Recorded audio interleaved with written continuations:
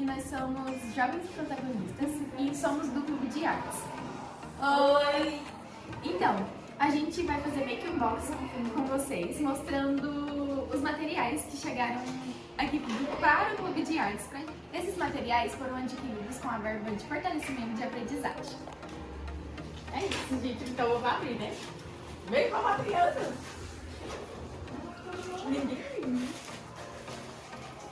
Olha aqui, a gente recebeu miçangas pro nosso clube.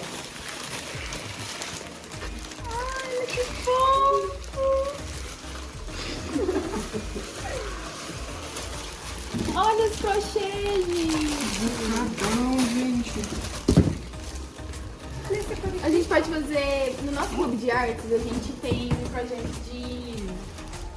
E quem souber fazer tipo, crochê, fazer miçanga, vai passando pro outro. Para que a gente possa aprender, quem sabe pintar, ensinando técnicas. Aí tem as... Aqui, ó, gente.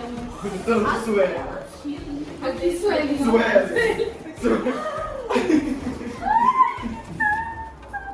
Mais miçangas, ó. As linhas. E outra coisa. Crochê. Olha os crochês. Os alicates. Vou colocar.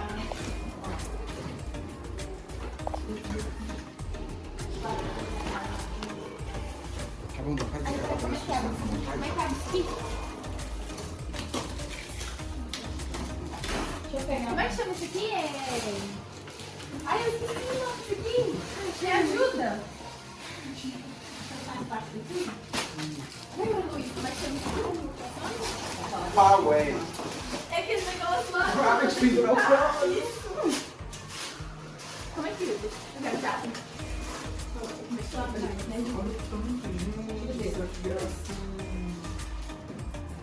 Tem que montar. Tem um alicates. Tem que montar ele. Depois a gente pediu conversa para montar.